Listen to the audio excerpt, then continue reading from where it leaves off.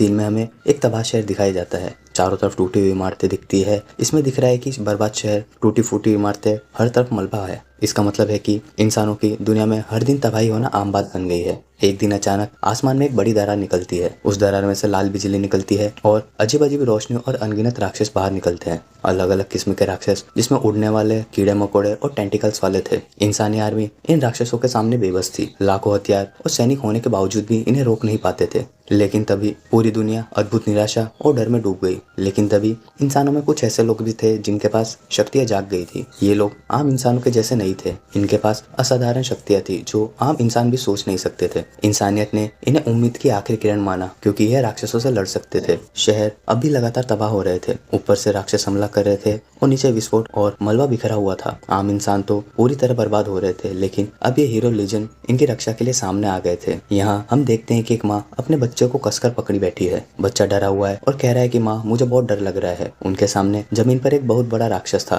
जिसकी परछाई साफ दिख रही थी। इसका ये मतलब होता है कि औरत और बच्चा बहुत बड़े खतरे में है। उनके सामने एक भयानक राक्षस खड़ा था। तभी हमें एक क्लोजअप शॉट दिखता है जिसमें काले जूते वाला इंसान जमीन पर कदम रखता है। उसके साथ धुआं और हल्का सा इम्पैक्ट भी दिखाई देता है, यानी ये कोई शक्तिशाली आदमी था। यह हीरो लीजेंड्स में से कोई एक है या फिर हमारा मेन कैरेक्टर भी हो सकता है। एक विशाल ड्रैगन जैसा राक्षस सामने खड़ा है जिसे पंख फैले हुए हैं और खतरनाक लग रहा है। हमारे एमसी तलवार लेकर सामने खड़ा है और बीच में खड़े होकर माँ और बच्चे को बचा रहा है। पीछे से माँ और बच्चा देख रहे हैं कि ये अनजान शख्स उनकी रक्षा के लिए खड़ा हो गया है। यह सीधा बताता है कि हीरो लोगों को बचाने के लिए अपनी जान जोखिम में डाल रहा है। हीरो का क्लोजअप दिखता है। वो बहुत गुस्से में कहता है कि यहाँ से भाग जाओ, मैं इसे रोकूंगा। उसके सामने ड्रैगन जोर से रोर करता है और लाल रोशनी चारों तरफ फैल जाती है। यह टकराव बहुत ही भयानक था। हीरो पूरी ताकत से अपनी तलवार पकड़ रखा है। उसके आसपास नीली रोशनी चमक रही है, यानी कि तलवार में कोई शक्ति हो सकती है। पीछे माँ अपने बच्चे को लेकर भाग रही है, जैसा कि हीरो ने कहा था। अब मैदान में सिर्फ हीरो और ड्रैगन बच्चे हैं जो कि सीधा मुकाबला कर रहे थे। एमसी तलवार पकड़े खड़ा है और सामने बड़ा ड्रैगन जैसा मॉन्स्टर है। उसके चेहरे पर हल्का सा शौक है, जैसे उसने मॉन्स्टर की अनएक्सपेक्टेड मूव देख ली हो। मॉन्स्टर अपनी पूरी ताकत से आगे बढ़ता है और एमसी पर वार करता है। एमसी अपनी तलवार से उसको अटैक को रोकने की कोशिश करता है, पर ड्रैगन की ताकत बहुत ज्यादा थी, जिसके प्रेशर से इतना बड़ा धमाका होता है कि एमसी पीछे की तरफ उड़ जाता है और जोरदार क्रैश के साथ बिल्डिंग की दीवार से टकराता है। एमसी जमीन पर गिरा हुआ है। उसके मुंह से खून निकल रहा है और वो जोर से खांस रहा है। उसके चेहरे पर चोट के निशान और थकान साफ दिख रही है। ये साफ है कि लड़ाई में बुरी तरह घायल हो चुका है। एमसी अपनी आंखें बंद करता है जैसे ही गहरी सांस ले रहा हो, या अगले ही कदम पर वो सोच रहा था कि अचानक उसकी आंखें खुलती है। इसका मतलब है उसे खतरा महसूस हुआ। अचानक सामने से एक बड़ा राक्षस आता है, मुंह खोलकर उस पर झपटता है। उसके मुंह में बड़े बड़े नुकीले दांत थे। वह सीधा एमसी को निगलने के लिए दौड़ता है। जैसे ही वह राक्षस एमसी को खाने के लिए झपटता है, तभी अचानक एक फाइटर वहां आ जाता है। उसके हाथ में एक चमकदार नीली रोशनी से भरी तलवार होती है जो बिजली की तरह चमक रही है। वह तेजी से तलवार घुमाकर राक्षस पर हमला रोक देता है। उसकी तलवार की ताकत से हवा में बहुत तेज वुश की आवाज आती है। यहाँ एक और शख्स की एंट्री होती है। उसके हाथ में आग जैसी जलती हुई ताकत है। वह तेजी से पंच मारता है। उसका मुक्का इतना जोरदार था कि वह एक मुक्के में ड्रैगन का दिल बाहर निकाल लेता है। यहाँ वही हरे बालों वाला लड़का भी दिखाया जाता है। उसने एक मॉन्स्टर का सिर अपने हाथ में पकड़ लिया है और उसे इतनी ताकत से दबाता है कि क्रैक की आवाज आती है। उसके चेहरे पर गुस्से और आत्मविश्वास का मिश्रण दिखाई देता है। पीछे खड़ा उसका साथी भी आग की ताकत से तैयार है। पीछे वाला साथी अपने जलते हुए हाथों को दिखाता है और मुस्कुराते हुए कहता है, अब ये देखो। उसके हाथों से आग की लपटें और भी ज्यादा तेज होने लगती है, मानो किसी बड़े अटैक की तैयारी कर रहा हो। आग की लपटें इतनी बड़ी होती है कि पूरा रास्ता और आसपास की इमारतें चमक उठती है। आसपास से लेकर जमीन तक चारों तरफ आग की धधकती हुई दीवार जैसी लहरें फैल जाती है। जो भी मॉन्स्टर सामने आता है वो तुरंत जलकर राख हो जाता है। अब सिर्फ शहर का चित्र दिखाया जाता है। जमीन और इमारतें टूट चुकी है। हर जगह पर आग और धुआं फैला हुआ है। ये साफ दिखाता है कि उस आदमी ने आग वाले अटैक से पूरे इलाके को तबाह कर दिया है। भीड़ के शोर और युद्ध की धूल के बीच सामने से एक आता हुआ जबरदस्त हीरो लीजेंड के इतिहास में सबसे युवा कप्तान हान शियो, बिजली गिराने की क्षमता वाला एक पूर्ण शक्तिशाली व्यक्ति, मानवता के भविष्य की आशा के रूप में देखा जाता है। विलियम ली उप कप्तान, एक जबरदस्त बल प्रकार क्षमता उपयोगकर्ता, युवा लेकिन परिपक्व हान जियोन का दाहिना हाथ है। चेन ली का स्वभाव है हॉट टेम्पर यानी गुस्से, लेकिन उसका गुस्सा वो उसकी असली ताकत है। उसकी विस्फोटक आंख की शक्ति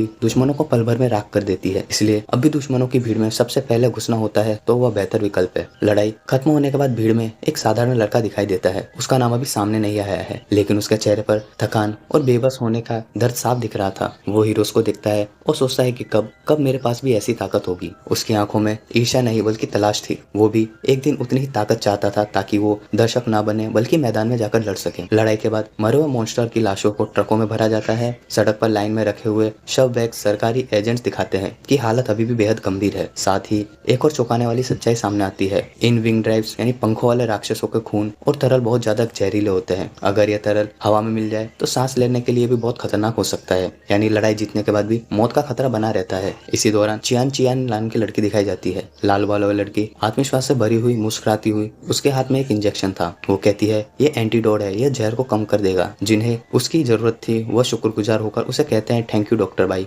भाई सिर्फ हीलर नहीं बल्कि हीरो लीजन की रीढ़ है, क्योंकि अगर वो ना हो तो सबसे ताकतवर योद्धा भी जहर के घाव से मर सकता है। हमारा किरदार जो कि अभी तक हीरो नहीं बना है, घायल हालत में पड़ा है, उसकी सांसें तेज हो रही है, कपड़े फटे हुए हैं और शरीर पर पट्टी बंधी हुई है। वो कोशिश करता है मजबूत दिखने की, लेकिन खून खांसना, कमजोरी उसकी हालत बता देता है कि भीड़ में खड़े लोग देखकर तिरस्कार कर रहे हैं। एक आदमी ऊंची आवाज में कहता है तुम्हारी मौत कोई बड़ी बात नहीं होती, लेकिन तुम्हारी मौजूदगी ने रेस्क्यू ऑपरेशन को धीमा कर दिया है। दूसरा उसी में जोड़कर कहता है कि कितनी शर्मनाक बात है कि तुम्हारी वजह से हमारी इमेज भी खराब हो रही है। अब हमें सोचना होगा कि तुम्हें कैसे सजा दें। यानी मेन कैरेक्टर को उसकी कमजोरी के लिए नहीं बल्कि उसके पिता की वजह से घृणा मिल रही है। भीड़ में से कोई फुसफुसाता है, क्या यह सोचता है कि इसके पिता की गद्दारी की छाप ऐसे मिटा सकता है। यह लाइन साफ करती है कि एमसी को सिर्फ उसकी कमजोरी के लिए नहीं बल्कि उसकी पहचान के लिए नीचे दिखाया जा रहा है। लोग उसे गद्दार का बेटा समझते हैं। तभी एमसी अचानक से पूरे गुस्से के साथ चिल्लाता है कि मेरे पिता गद्दार नहीं है। उसके चेहरे पर आंसू और गुस्से की झलक देखने को मिलती है। यह पहली बार है जब उसने सबके सामने अपने पिता के सम्मान की इतनी जोर से रक्षा की है। लेकिन जैसे ही वो बोलता है, सामने खड़े सैनिक गुस्से से चिल्लाते हैं, कैसे हिम्मत हुई तुम्हें हमारे सामने इतनी ऊंची आवाज में बात करने की। तभी उसने एक बेहद ताकतवर लात उसके चेहरे पर मारता है। पल भर में उसका शरीर हवा में उड़ता है और जोरदार जमीन पर गिरता है। दीवार से टकराने की आवाज आती है, वुश, और माहौल को डरावना बना देती है। जमीन पर गिरा हुआ एमसी बुरी तरह कांप रहा है। उसकी आंखें नीची है, होठ कांप रहे हैं और धीरे धीरे बुदबुदाता है, मुझे नहीं पता सच क्या है। उसके दिल में उथल पुथल है। वो अपने पिता पर भरोसा करता है, लेकिन सच को लेकर खुद भी पूरी तरह आश्वस्त नहीं है। सामने खड़े सैनिक ताने मारते हैं, तुम्हारा बाप हीरो लीजन का कैप्टन था, लेकिन उसने अपने घायल साथियों को लड़ाई के बीच छोड़ दिया और भागकर किसी और दुनिया में चला गया। इससे साफ गद्दारी की मिसाल और क्या होगी। दूसरा सैनिक जोड़ता है, गद्दारी के अलावा और कौन सा कारण हो सकता है। यह सुनकर एमसी भी टूट जाता है। एमसी पूरी ताकत से चिल्लाता है कि मेरे पिता हीरो है, वो कभी इंसानियत के साथ गद्दारी नहीं कर सकते। उसका विरोध सुनकर सामने खड़ा सैनिक गुस्से से चिल्लाता है, कहता है चुप रहो, और जोर से एमसी को जमीन पर गिरा देता है। उसके पैर से एमसी की छाती को दबा देता है। एमसी दर्द से कराहता है। उसका शरीर चोटिल है, पर उसकी आंखें अभी भी बुझी नहीं है। वो नीचे से घूरकर उस सैनिक की आंखों में देखता है। उस नजर में दर्द भी है और गुस्सा भी। सैनिक मुस्कुराता है और कहता है, उस नजर को देखो, क्या तुम मुझे मारना चाहते हो। फिर वो और भी ताना मारते हुए कहता है, दिलचस्प है, अगर अपने पिता की बेगुनाही साबित करना चाहते हो तो ताकत से करो। यहाँ पर साफ है कि वो एमसी को उकसा रहा है ताकि एमसी अपनी हद से बाहर आकर लड़े। सैनिक हल्की हंसी के साथ जोड़ता है, फर्क नहीं पड़ता, मैं अपनी शक्तियों का इस्तेमाल नहीं करूंगा ताकि ऐसा ना लगे कि मैं तुम्हें दबा रहा हूँ। यानी वो सीधा चुनौती दे रहा है, अगर सच में अपने पिता को निर्दोष साबित करना चाहते हो तो मेरे खिलाफ लड़ो। लड़का पूरी ताकत से दौड़कर सामने वाले आदमी पर हमला करने की कोशिश करता है। उसके चेहरे पर गुस्सा और हिम्मत साफ दिख रही है, लेकिन सामने वाला आदमी बिल्कुल शांत खड़ा है। जैसे ही लड़का पास में पहुंचता है, सामने वाला अपनी ताकत दिखाता है और अपनी उंगलियों को चटकाते हुए अचानक से पूरे शरीर में आग निकलने लगती है। लड़का हैरान और डरा हुआ चिल्लाता है। अब आग वाला आदमी हंसते हुए कहता है,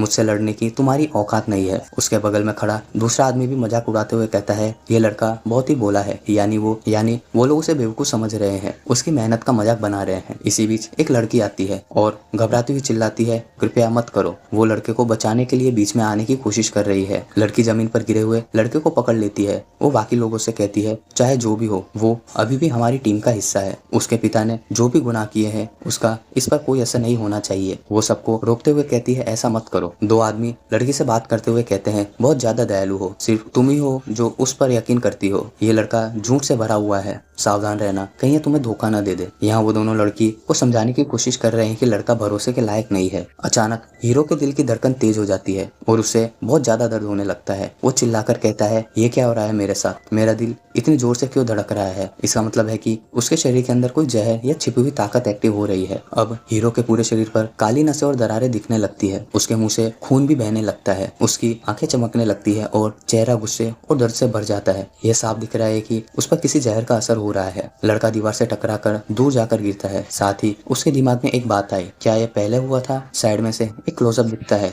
जिसमें जहरीले कांटे दिखाए गए। इसका मतलब कि लड़के को जहरीले हमले इसका मतलब है कि लड़का पहले ही जहरीले डंक की चपेट में आ चुका था। लाल बालों वाली लड़की एक एंटीडोट निकालती है और कहती है, किस्मत से हमारे पास आखिरी एंटीडोट बचा है। लेकिन अचानक से उसे कुछ एहसास होता है और वो रुक जाती है। रुको, वो घबरा कर कहती है, ओ नहीं, ये तो पंखों वाले कबीले का जहर है। इसका मतलब ये जहर बहुत खतरनाक है और इसे सामान्य दवा से ठीक नहीं किया जा सकता। अब सामने वाला आदमी आगे बढ़ता है और ताना मारते हुए कहता है कि इतनी कीमती दवा को किसी और ज्यादा काबिल इंसान पर इस्तेमाल करना चाहिए। यानी कि वो साफ कह रहा है कि ये लड़का इस दवा के लायक नहीं है। वो चाहता है कि ये दवा इसे ना मिले और वो तड़प तड़प कर मर जाए। दोस्तों, ये तो बस शुरुआत, आगे की स्टोरी और भी ज़्यादा इंटरेस्टिंग होने वाली है। तो नेक्स्ट पार्ट के लिए चैनल को सब्सक्राइब जरूर करें और बेल आइकन को दबाना ना भूलें। तो मिलते हैं नेक्स्ट वीडियो में।